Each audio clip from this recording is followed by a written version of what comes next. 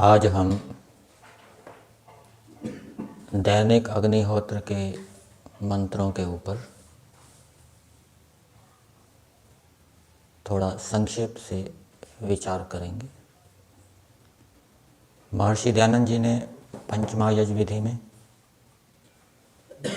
दैनिक अग्निहोत्र के मंत्रों का अर्थ किया है और ऋग्वेद आदि भाष्य भूमिका में भी जहाँ पंचमहायज्ञ विधि का प्रकरण है वहाँ पर दैनिक अग्निहोत्र की जो प्रातःकालीन और सायंकालीन आहुतियाँ होती है उनके अर्थ किए हैं। यज्ञ को करते समय मंत्रों का प्रयोग किया जाता है और मंत्र बोलकर आहुतियाँ दी जाती है। इससे अनेक प्रयोजन सिद्ध होते हैं। मंत्रों को बोलने से वेदों की रक्षा होती है। मंत्रों के अंदर जो अर्थ है उनको जानने से अग्निहोत्र करने के जो लाभ हैं वो विदित होते हैं। और प्रातःकाल सायंकाल में जो मंत्रों से आहुतियाँ देते हैं उन मंत्रों के अंदर ईश्वर के अनेक नाम हैं। तो उन अनेक नामों के माध्यम से ईश्वर के अनेक गुण कर्म स्वभावों का बोध होता है। उससे ईश्वर में प्रीति होती है। उन आहुतियों में प्रार्थनाएं हैं, ईश्वर से प्रार्थनाएं की गई है। और जब आहुतियों के माध्यम से हम ईश्वर से प्रार्थना करते हैं तो उससे अभिमान का नाश होता है। इस प्रकार से मंत्रपूर्वक आहुतियाँ देनी चाहिए। महर्षि दयानंद जी ने ऋग्वेद आदि भाष्य भूमिका में संभवतः पठन पाठन विषय में एक बात लिखी है कि मंत्र को ना बोलने से, बोलने वाले से मंत्र को बोलने वाला उत्तम है। और जो मंत्र को बोलने के साथ साथ उसका अर्थ भी करता है वो उत्तमतर है। और जो मंत्र बोलने के साथ अर्थ भी करता है और उस अर्थ के अनुसार क्रियाकलाप भी करता है तो वो उत्तमतम है। प्रातःकालीन आहुतियों में पहला मंत्र है सूर्यो ज्योतिर्ज्योति ही सूर्य है स्वाहा। 2 बार सूर्य शब्द आया है, ये परमेश्वर के लिए है। पहला सूर्य शब्द का अर्थ किया है परमेश्वर चर और अचर जगत का आत्मा है। अर्थात अत सातत्य गमने धातु से आत्मा शब्द बनता है। ईश्वर समस्त चर और अचर जगत के अंदर निरंतर व्याप्त हो रहा है। और दूसरा जो सूर्य शब्द का अर्थ किया है सबका प्राण, अर्थात ईश्वर व्याप्त तो है ही चर अचर जगत के अंदर, वो उनके जीवन का आधार भी है। फिर ज्योतिर्ज्योति, ज्योतिर्ज्योति का अर्थ किया है जो परमेश्वर प्रकाशकों का प्रकाशक है। मन भी प्रकाशक है, वो अपने विषयों सुख दुख को प्रकाशित करता है। इंद्रियां भी प्रकाशक हैं, वो अपने अपने विषयों को प्रकाशित करती हैं। इसी प्रकार से अग्नि भी प्रकाशक है, वो दूसरे पदार्थों को प्रकाशित करती है, दिखाती है। सूर्य भी प्रकाशक है। ये जितने भी प्रकाशक पदार्थ हैं इनको ईश्वर बनाने वाला है। ज्योतिर्ज्योति, ऐसे परमेश्वर के लिए स्वाहा। हम ऐसे परमेश्वर को प्रसन्न करने के लिए, उसकी आज्ञा पालनार्थ, संसार के हित के लिए ये आहुति देते हैं। ये पहले मंत्र का अर्थ। दूसरा मंत्र है सूर्यो वर्चो ज्योतिर्वर्चः स्वाहा। यहाँ पर भी सूर्य शब्द का वही अर्थ कर लेंगे, चर अचर का आत्मा और जो सब चर अचर के जीवन का आधार है। वर्चः ये परमेश्वर का नाम है जो अनंत विद्याओं से युक्त है। ज्योतिर्वर्चः, जो परमेश्वर ज्योति अर्थात विद्वानों को अंतर्यामी रूप से सत्य का उपदेश करता है, ऐसे परमेश्वर को स्वाहा अर्थात उसको प्रसन्न करने के लिए, उसकी आज्ञा पालनार्थ और संसार के हित के लिए हम यह आहुति देते हैं। तीसरा मंत्र कौन सा है परमानंद जी? ज्योति ही सूर्य सूर्यो ज्योति ही स्वाहा। तो ज्योति का अर्थ है स्वयं प्रकाश, सूर्य का अर्थ है प्रकाशक, सारे संसार को प्रकाशित करने वाला अर्थात बनाने वाला। सूर्यो ज्योति, और जो सूर्य आदि जगत को बनाने वाला है, ऐसे परमेश्वर के लिए स्वाहा। स्वाहा शब्द का वही अर्थ करेंगे जो पहले किया है। चौथा मंत्र प्रातःकालीन आहुति में, सजुर्देवेन सवित्रा सजुरुषसेन्द्रवत्या जुषाणः सूर्यो वेतु स्वाहा। सजुर्देवेन सवित्रा, सजुर का अर्थ होता है साथ, जो सब जीवात्माओं के साथ विद्यमान है और सूर्य आदि लोकों के साथ विद्यमान है, ऐसा जो परमेश्वर है। सजुरुषसेन्द्रवत्या, इंद्रवत्या जो इंद्र वाली है, वायु वाली है। कौन? उषा, दिन। तो वायु से युक्त जो दिन है, वायु वाला जो दिन है, उसके साथ विद्यमान होता हुआ जो परमेश्वर दिन और उससे युक्त वायु के माध्यम से सारे संसार का उपकार करता है, ऐसे परमेश्वर के लिए सजुर्देवेन सवित्रा सजुरुषसेन्द्रवत्या जुषाणः सूर्यो वेतु स्वाहा। वो परमेश्वर जुषाणः, जोशी प्रीति सेवने धातु है, सबसे प्रीति करने वाला है, सबसे प्रेम करने वाला है, ऐसा परमेश्वर हमें विदित हो। अर्थात विद्या आदि गुणों में हम विज्ञान से युक्त हों, अनेक गुणों के विषय में हमें विज्ञान प्राप्त हो, इसलिए हम परमेश्वर को प्रसन्न करने के लिए, संसार के हित के लिए ये आहुति देते हैं। सूर्यो वेतु स्वाहा, वेतु स्वाहा का क्या अर्थ किया मनु जी? हाँ जी, मेधाव्रत जी, वेतु स्वाहा, वेतु का क्या अर्थ किया?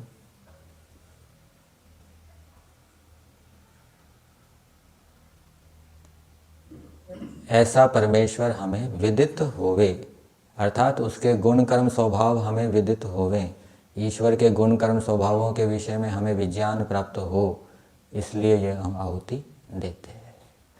जब ईश्वर के गुण कर्म स्वभावों के विषय में विज्ञान प्राप्त होगा, अथवा दूसरे शब्दों में कहें कि जब ईश्वर के गुण कर्म स्वभाव हमें समझ में आएंगे, तब हम उनको धारण करेंगे, तब हमारी ईश्वर में सच्ची प्रीति उत्पन्न होगी।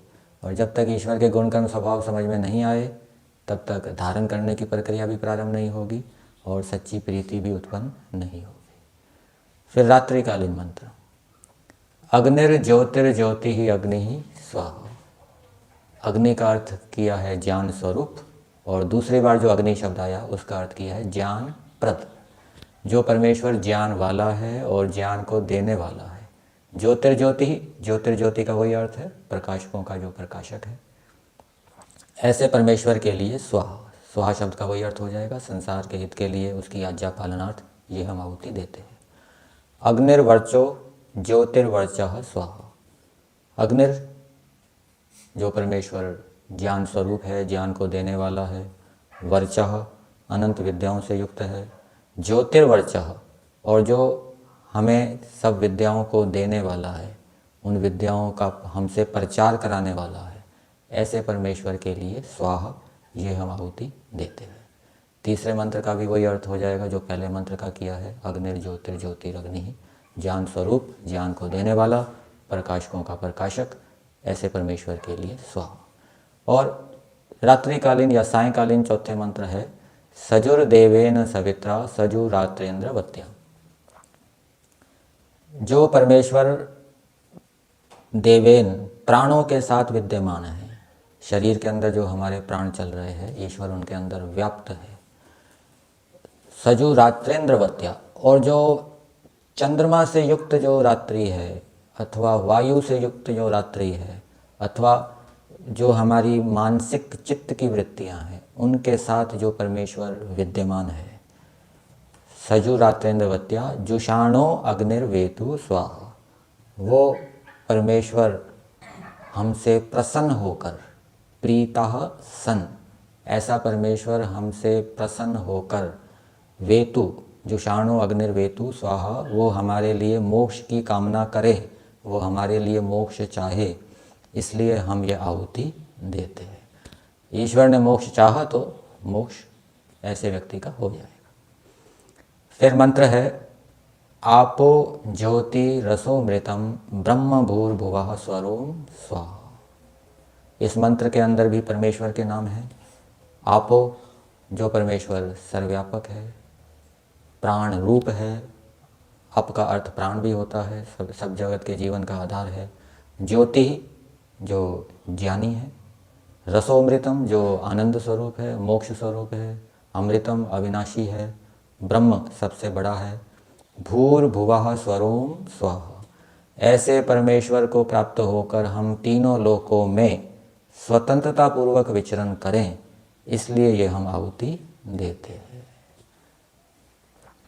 फिर अंतिम मंत्र, दूसरे मंत्र भी आते हैं, जैसे ओम विश्वानि देव सवितर दुरितानि परासु।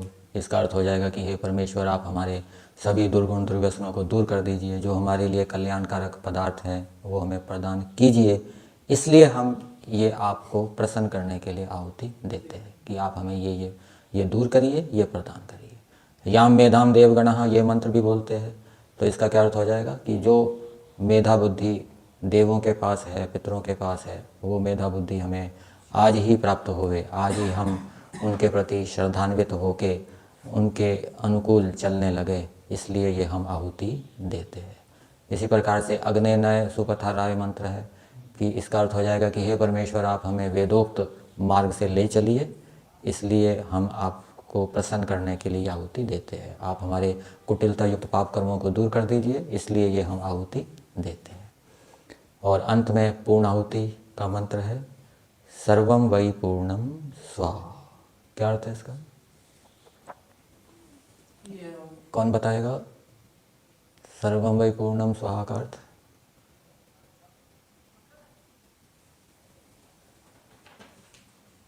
आपकी कृपा से जो भी परोपकार के कार्य हम करते हैं वो परोपकार में समर्थ हो, इसके लिए हम ये आहुति देते हैं। आपकी कृपा से अर्थात आपके दिए साधनों से, प्रेरणा से जो हमने ये परोपकार का कार्य किया, यज्ञ का, ये आपकी कृपा से परोपकार करने में समर्थ होवे, इसलिए हम ये आहुति देते हैं। मतलब कि इसको यदि हम व्यापक रूप में ले लें कि हम व्यवहार के अंदर जो भी परोपकार का कार्य करते हैं, वो परोपकार का कार्य हमारा सफल हो, वो परोपकार का कार्य परोपकार करने में समर्थ हो, उससे दूसरों के दुख दूर हो, दुराचार दूर हो, इसलिए हमें परमेश्वर को प्रसन्न करना चाहिए, उसके अनुकूल चलना चाहिए।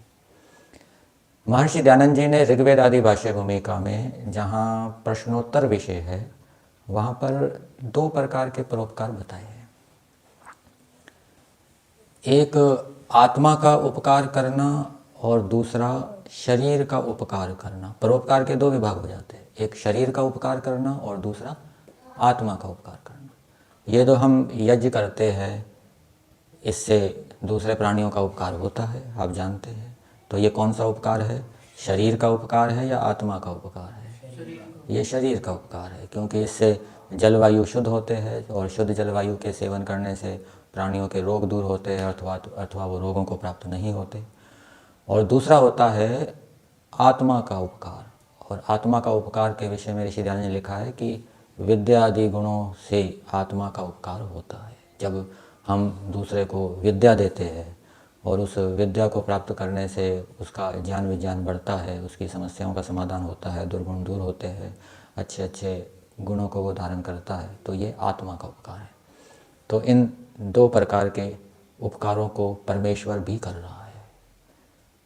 परमेश्वर ने सूर्य बनाया, पेड़ पौधे बनाए, ये जलवायु को शुद्ध कर रहे हैं, ये शरीर का उपकार हो रहा है, इससे सभी प्राणियों का जीवन चलता है, शरीर सभी प्राणियों के स्वस्थ रहते हैं शुद्ध जलवायु के सेवन से। और दूसरा, ईश्वर ने आत्मा के उपकार के लिए वेद विद्या दी, और वेद विद्या को ग्रहण करके अनेक मनुष्य अपने जीवन को सुधार के उन्नत करते हुए मोक्ष प्राप्त करके ईश्वर के आनंद को प्राप्त करते हैं। तो जैसे परमेश्वर दोनों प्रकार के उपकार कर रहा है, शरीर का उपकार भी कर रहा है और विद्या के दान से आत्मा का उपकार भी करता है, वैसे ही हमें भी यथाशक्ति दोनों प्रकार के उपकार करने चाहिए। व्यवहार के अंदर हम देखते हैं जो चिकित्सक हैं अथवा अनाथों का पालन करने वाले हैं, जो दरिद्रों को दान आदि देते हैं, आवश्यक वस्तुएं उपलब्ध कराते हैं, तो वो एक प्रकार से शरीर का उपकार कर रहे हैं, ठीक है ना। उनके रोगों को दूर कर रहे हैं, उनको स्वस्थ कर रहे हैं। और दूसरे जो विद्वान हैं, धार्मिक हैं, जो धर्म का प्रचार करते हैं, विद्या का प्रचार करते हैं, जिससे कि दूसरे मनुष्य सुधरते हैं, उनका जीवन धार्मिक बनता है, विद्वान बनते हैं, उन्नत होते हैं, तो ये आत्मा का उपकार है।